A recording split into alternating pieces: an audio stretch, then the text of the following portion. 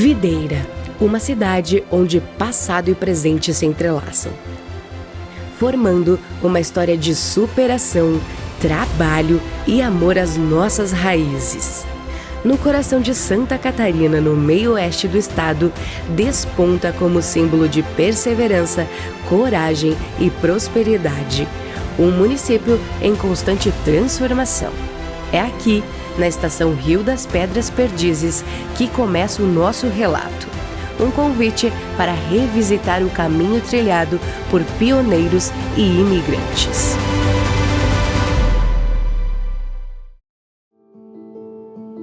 Os colonizadores chegaram à Videira, então conhecida como Vila de Rio das Pedras, ainda no século XIX.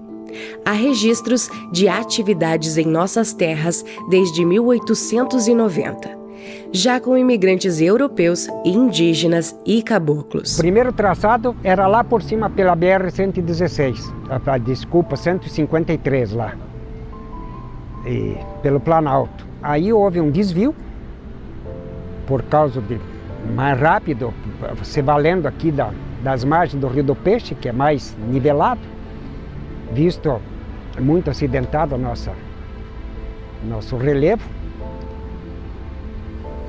e começou do norte para o sul aqui, veio de lá para cá. E junto com a estrada de ferro, veio os desenvolvimentos de todas, começa lá na Serra da Taquara Verde, lá em cima, isso antes. A Serra de Taquara Verde é o divisor de águas da bacia do Uruguai e do Iguaçu. Então lá de Matos Costa, o Rio do Peixe nasce lá em cima, na Serra da Taquara Verde, em Calmon. 1.264 metros de altitude. E a estrada de ferro então veio margeando do norte para o sul. A ideia era abrir essa região para não entregar, né? Então o governo tinha muito interesse. E os acordos eram entregar 15 quilômetros de cada lado, cheio de árvore de pinheiro, que era bastante promissor, mas sofrido. Então, para trazer essa gente toda para derrubar essa mata, segundo eu sei, veio todo tipo de gente, até das cadeias. Então, a região ficou povoada, não colonizada, povoada por todo tipo de gente. E mal pago, talvez, ou vivendo mal, eles foram se estabelecendo. E mesmo os que já moravam não têm a propriedade do terreno. Quando eles têm que sair, gera um conflito social muito grande. A Estrada de Ferro foi uma das maiores obras de infraestrutura já realizadas no Brasil. A ferrovia, projetada para conectar São Paulo ao Rio Grande do Sul, trouxe os primeiros trabalhadores que instalaram trilhos e toda a infraestrutura necessária. Por décadas, ela transportou cargas e passageiros, entrelaçando vidas e regiões em uma única malha.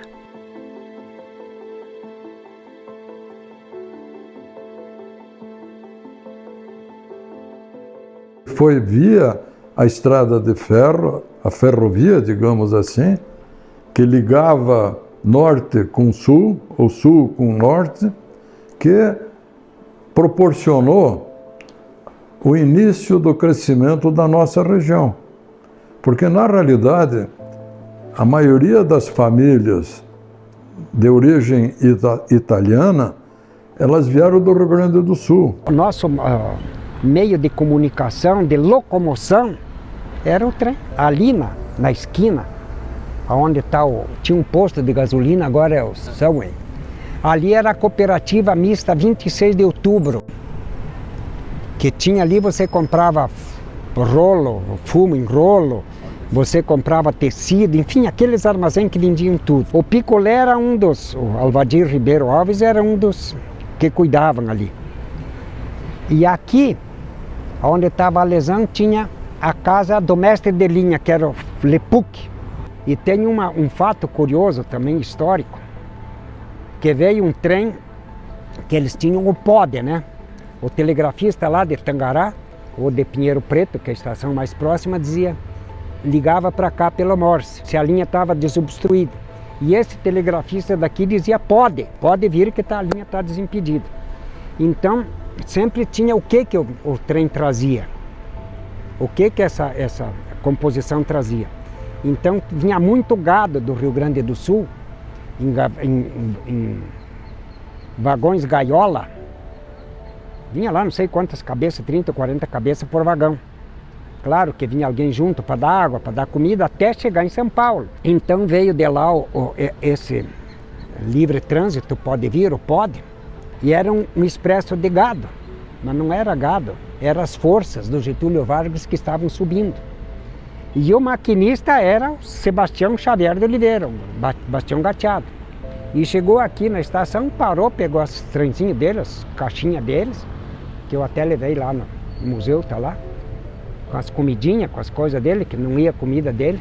O Bastião Gatiado levava dentro da caixinha as cartas do seu Saul para Dona Elejaldo, que ela morava em Marcelino Ramos, e trazia, tem inclusive nesse livro, você vai ver, tem as cartinhas ali copiadas, não? E ele levava dinheiro da Fritz Lorenz, depois Ponzoni e Brandalize, naquela caixinha para pôr no banco em Marcelino Ramos. Os imigrantes europeus começaram a chegar, vindos em sua maioria do Rio Grande do Sul. Eram italianos e alemães, mas também poloneses, e mais tarde outras etnias desembarcaram nestas terras após a Primeira Guerra Mundial. Na Itália era a miséria, que eles estavam nesse processo de transição entre o feudalismo, saída da Primeira Guerra, a miséria. Da Alemanha é o entre guerras mesmo, que a situação está bem difícil para eles. Só é interessante que depois na Segunda Guerra, eles que foram tão estimulados a vir, foram perseguidos aqui, então eles sentiam muito. Mas em geral eles buscavam um novo mundo, né? Uma terra mais livre, com possibilidades de crescimento econômico. Tem outras etnias em Videira que a gente esquece completamente. Tem os libaneses, tem os poloneses, tem... que podia se fazer, por exemplo, a ferrovia tem bastante polonês na história. A então Vila de Rio das Pedras deu lugar às vilas Perdizes e Vitória, onde os povos se organizaram em sociedade. Apesar das culturas distintas, viveram em harmonia e a união de seus esforços foi essencial para a criação do município anos depois. Os territórios das vilas pertenciam a Campos Novos e Caçador. Tudo era Perdizes, tudo era Vitória. Não havia separação. Havia, sim, uma ideia da colonização alemã, tanto é que Vitória, alguns anos atrás, já fazem muitos anos, nós tínhamos o Clube Vitória, que hoje é o CV. Então, a maioria das famílias alemãs que aqui estiveram ou vieram para cá, elas ficaram desse lado do rio, né? Assim como há pouco falamos de Antagorda, a família Zoller, etc. Também próximo a Antagorda tem a família do Zago ali, que, sabe? Um núcleo italiano, um núcleo alemão, mas uma vida de comunidade, vivendo pacificamente, sabe? Esses pioneiros trouxeram tradições, religiosidade e uma força de trabalho que transformou a paisagem local. Para atrair mais colonos, a Vila Rio das Pedras foi renomeada Perdizes e logo depois surgiu a Vila de Vitória com o mesmo propósito. Separadas pelo rio, Perdizes e Vitória tornaram-se núcleos onde italianos e alemães se uniram na busca por prosperidade, alicerçados pela agricultura e pelo desafio de erguer com suas próprias mãos a infraestrutura necessária. Por lado de lá tinha um pouco mais de alemão, por lado de cá tinha um pouco mais de italiano, mas não era assim uma coisa assim, aqui só tem os italianos, por outro lado só tinha alemão, isso não. Tinha, claro, algumas comunidades, que nem Antagorda, tinha umas comunidades aqui onde tinha uma concentração maior. Pega o município de Rio das Antas, por exemplo, tinha uma concentração muito grande de alemães. Eu não lembro de ter alguma diferença da coexistência entre essas duas raças. Que agora, na pesquisa com os alemães, que é recente, a gente vê uma história um pouco diferente. A entrada deles é pelo Porto de São Francisco, eles vêm do norte e os italianos vêm do sul. Parece que os italianos chegam antes, porque os alemães chegam e vão mais para a margem direita, né? E os italianos mais na margem esquerda. Mas tem, dos dois lados tem imigrantes dos dois lados. E a convivência também, embora tenha atritos em função da cultura, eles se relacionam bem. Tanto que no processo de emancipação eles se unem para formar um município. Na festa da uva de 42, que são os mais italianos, a maioria italianos que produzem uva, também os alemães participam. Acho interessante que as cidades em volta são divididas, são duas divididas pelo rio. Nós conseguimos uma ponte, juntamos as duas e formamos uma cidade só. A vitivinicultura foi um dos maiores legados dos colonizadores, que trouxeram as primeiras mudas de parreiras e encontraram nas terras de videira o solo ideal para o cultivo da uva. A primeira plantação foi realizada em 1913 por Giovanni Crestani, que trouxe cepas de Uruçanga, Santa Catarina. Já em 1920, Antônio Ferlin cultivou um parreiral com 10.000 mudas de uva Isabel, tornando-se um dos primeiros produtores em larga escala. O meu nono que veio para o Brasil, né? E daí em 1924 ele veio para cá, aqui nesse lugar mesmo aqui. Ele adquiriu uma colônia de terra aqui e daí ele foi buscar a minha avó, teve os filhos aqui, que foi criando os filhos. E o meu pai daí que tinha 18 anos, e ele falou pros dois irmãos, vamos começar a fazer vinho para vender, porque era difícil aqui na agricultura. Meu pai sempre dizia que quando eles começaram não tinha energia elétrica, né? Não tinha uma máquina para fazer uma escavação aí, era tudo feito no braço, né? Levavam embora a terra com carro de boi. Ele foi para Vacarias, não encontrou uva, desceu para o campestre. Foi um dos pioneiros que começou a trazer uva do campestre. Eu me lembro que o primeiro ano nós trouxemos uva de lá em Biguncho. Assim começou a vinícola Zago. Mesmo as vinícolas tinham uma tanoaria para conserto dos barris, das pipas. Mas tinha os profissionais que faziam só isso, só tanoaria. Inclusive em Pinheiro Preto tem os olivos, que eram um rio da pipa, faziam aquelas pipas enormes. Era uma atividade paralela, mas nem todo tanoeiro era viticultor.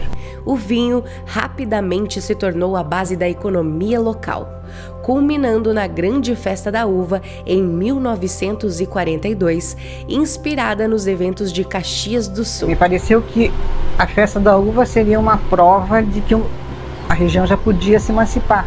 E havia pedidos da região no governo do estado, tanto que teve visita de governador. Então, foi um interesse político também, não só econômico, de mostrar a produção. Já era uma campanha pela emancipação. Entre 1º e 8 de março daquele ano, Perdizes sediou uma celebração grandiosa, organizada pelo agrônomo Arlindo de Matos. Cachos de uvas que pendiam dos parreirais da região exibiram a fertilidade do solo e o trabalho árduo dos moradores da época. A festa, que atraiu cerca de 4.000 pessoas, destacou a união entre os povos de Perdizes e Vitória. A construção de pavilhões e de um grande portal de madeira reforçou a grandiosidade do evento, que contou com a presença de líderes políticos, como o então governador Celso Ramos. 44 acontece tudo, até a construção da inauguração da igreja, toda uma fase assim bem ativa. O ano era 1944 e o cenário era o Clube Tabajara, atual Edifício Itália, na rua Saul Brandalize. Foi ali que aconteceu a solenidade de instalação do município de Videira, liderada pelo primeiro prefeito Milton Leite da Costa. No instante da assinatura do ato oficial, um rojão foi lançado ao céu, anunciando o marco histórico. Na Praça Nereu Ramos, Antônio Francisco Gaio hasteou a bandeira do Brasil, simbolizando o início de um novo ciclo para a cidade. A colonização fez das vilas Perdizes e Vitória réplicas das tradições europeias. A arquitetura, os comércios, a gastronomia e o vestuário refletiam as influências italianas e alemães em cada detalhe. Entretanto, os desafios eram enormes. Infraestrutura precária, falta de energia elétrica e dificuldades no acesso à educação e à saúde exigiram sacrifícios. Muitos pioneiros deram suas vidas para que serviços básicos fossem implementados para suas famílias. Com determinação, abriram estradas, criaram comércios e lançaram as bases para uma indústria local, superando adversidades e moldando o futuro.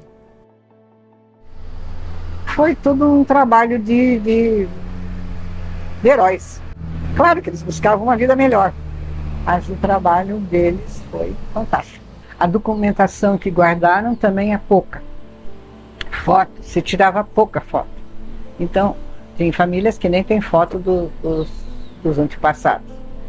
Então, como foi? Até no cemitério se buscou fotografias. Então, cemitério, nos cartórios era mais fácil antes. Tinha frutas, tinha animais, vaca de leite, boi de canga, tinha porco, também eles criavam. Eles aprenderam, trabalhavam na colônia, estudaram. Uns já vinham para a cidade, porque lá onde eu estava não era bem cidade, era a Campina Bela, um pouco separado da cidade. Já tinham uma noção de que quem estudava seguia para frente, quem não estudava ficava atrasado. É a força de trabalho do italiano, do alemão, com a nossa homenagem também de gratidão ao caboclo, que foi um herói que desbravou. Quando eles começaram, aqui não tinha nem energia elétrica. Então, os primeiros 2 anos eles moíam a uva com a esmagadeira manual. Eles tocavam nas telas tudo por gravidade, eles contam, né? E de lá uns 2 anos eles compraram daí um motor a gasolina que tocava a esmagadeira.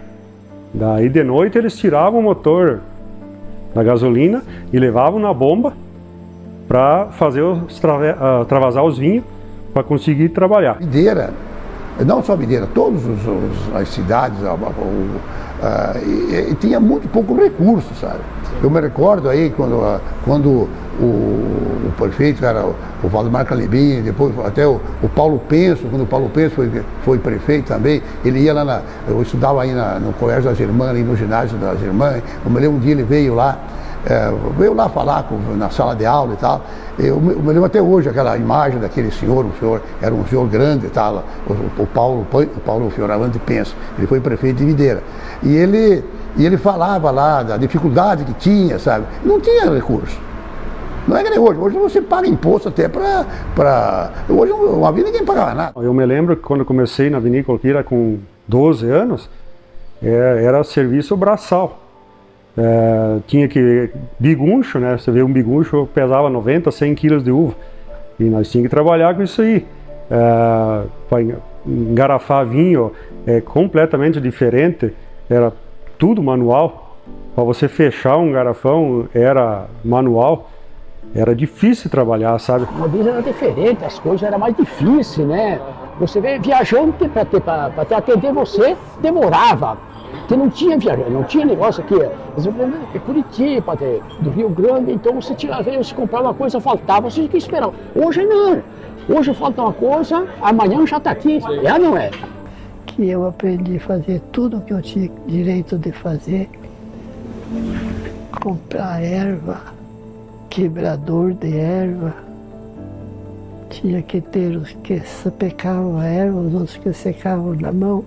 Aí faziam uma trouxa bem grande e tinha que pesar aquela erva seca. Aí depois de seca ela ia lá para um lugar, numa casa que chamavam de Carijo. Lá ia a erva e eles socavam a erva e ficava bem fininha, mas não que nem nós temos erva agora, né?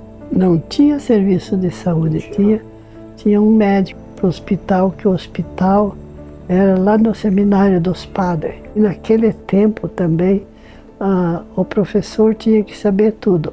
Dar injeção, ver a pressão, medir, não me lembro o que lá no sangue. Videira teve na vitivinicultura sua matriz econômica predominante até a década de 1970. Com o avanço das agroindústrias, as propriedades rurais passaram a diversificar suas atividades, incluindo a criação de suínos e aves. Eu me criei embaixo dos paquerais, vendo tanuaria e isso aí. Aí começa a mudar a criação de porco, meu pai também. A produção de suíno, e depois de frango, e toda a economia vai mudando de lado. E até que as famílias se reestruturem, né, construam, vamos dizer assim, chiqueirões, galinheiros, demora um pouquinho. A origem do frigorífico aqui em Videira, que hoje é a BRF,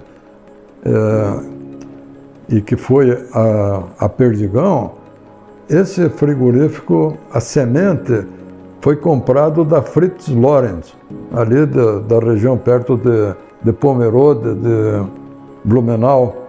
A avicultura começou a se desenvolver no estágio inicial, e depois o caminho foi aberto, com as exportações de aves, né? Isso em 1975. Foi o primeiro embarque do Brasil, inclusive de Santa Catarina, nas exportações de carne de aves, aonde participou desse primeiro embarque a Perdigão, a Sadia e o Seara, da família Paludo. A partir daquele momento, a coisa caminhou. Ou seja, você tinha dois mercados, o mercado interno, nacional, e o mercado externo. O meu pai sempre foi um visionário, quer dizer, foi um batalhador. Ele foi um político sem ser político. Tudo que era bom para a videira, ele se interessava demais. A ascensão da Perdigão, que mais tarde se tornaria a gigante BRF, impactou diretamente o agronegócio, marcando um novo ciclo de crescimento para o município. Videira evoluiu ao longo da sua história, acompanhando o crescimento populacional e o surgimento de novas demandas. Um marco nesse progresso foi a criação da Universidade UNOESC, fruto da mobilização de líderes locais que reforçaram a vocação da cidade para a educação e o desenvolvimento. Nós estávamos lá fazendo o primeiro vestibular em Caçador e terminei as provas antes e fui sentar no colégio Aparecida, bem do lado da catedral ali. E o doutor Dante Martorano tinha levado a Ieda, a filha dele, para fazer o curso também, admissão. É admissão? Não, vestibular. Aí, terminamos conversando ali, o doutor Dante disse: Fernando, nós tínhamos escritório ali juntos. E daí eu passei lá em Caçador, o doutor Dante disse: se Caçador abriu uma fundação educacional, por que nós não podemos fazer isso em Videira? Antes de ser a UNOESC, existia a FEMARP em Videira, como existia em Caçador algo parecido com a FEMARP, e em Joaçaba algo parecido, tal. Aí, o que aconteceu a nível de integração? Quer dizer, Videira, Joaçaba, Chapecó se uniram e se criou a UNOESC. Daí você me pergunta, por que Caçador não? Aquela história, né? Quer dizer, Caçador, ciúmes de Videira, ou Videira, ciúmes de Caçador, tal, os caras não somavam conosco, né? Concórdia, a mesma coisa. Não somou com Chapecó, né? E aí nasceu a UNOeste. Depois que vem essa história do Dr. Dante lá em Caçador, já estava, o Dr. Dante era professor, inclusive o seu Evaldo era professor, o Fidelis Fantin, tinha um pessoal do Banco do Brasil, então professores assim extraordinários. Tinha um coronel, que eu não lembro o nome dele, que vinha para a videira aqui, que ele era o responsável pela junta de alistamento militar. E uma vez por ano ele vinha para a videira, na época aí das convocações, dos exames de seleção para ir para o exército.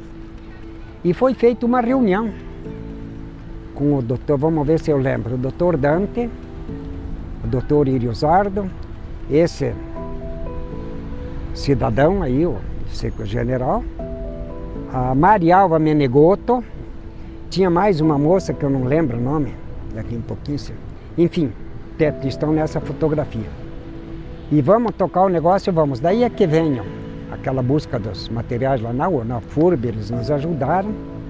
E ali começou então a faculdade. Participamos aí, assim, como assistente, né? Na época tinha uma outra geração que fez acontecer as coisas, o seu Evaldo, o Reicher, o seu Ângelo Argenta, o doutor Dante Marturano, o próprio Gabriel Bogoni, o Flávio Brandalize, da família Brandalize, um grupo de pessoas aí que trabalharam muito para que acontecesse a implantação da FEMARP, né? Videira é construída de histórias marcantes.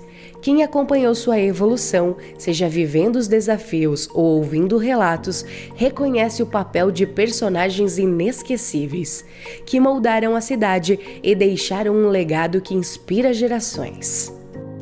A primeira lembrança foi quando eu cheguei aqui no bairro, que eu vi aquilo ali, que eu vim de Veloso. Eu desembarquei aqui e quando eu entrei no bar assim, eu digo, eu não vou ficar aqui.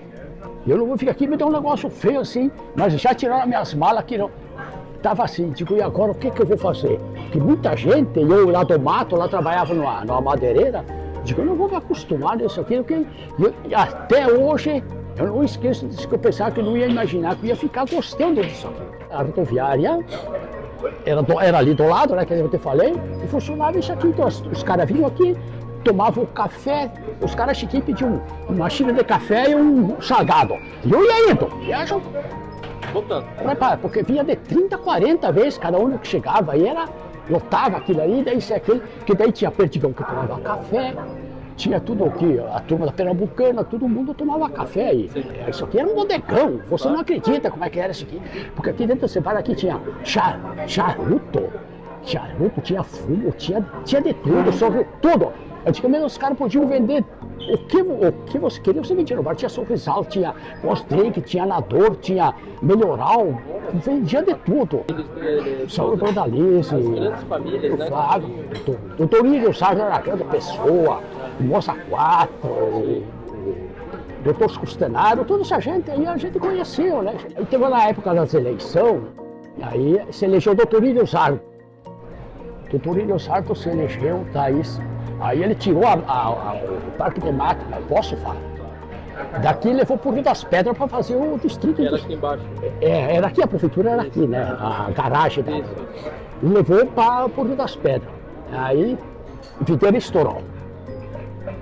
Aí Videira deu um salto muito grande, Videira cresceu. O Perdigão também começou a vir mais gente de fora, e isso foi. Daí a cidade começou a ficar bonita, né?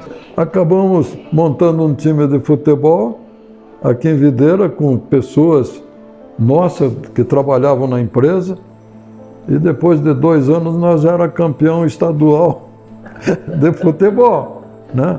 Quer dizer, uma coisa inédita, né? Uma outra situação, já não mais tão comigo, dentro do mesmo raciocínio, final de semana nós precisamos fazer alguma coisa para o nosso pessoal ficar despreocupado com o dia seguinte e tal. Aí nasceu o futebol de salão, sabe?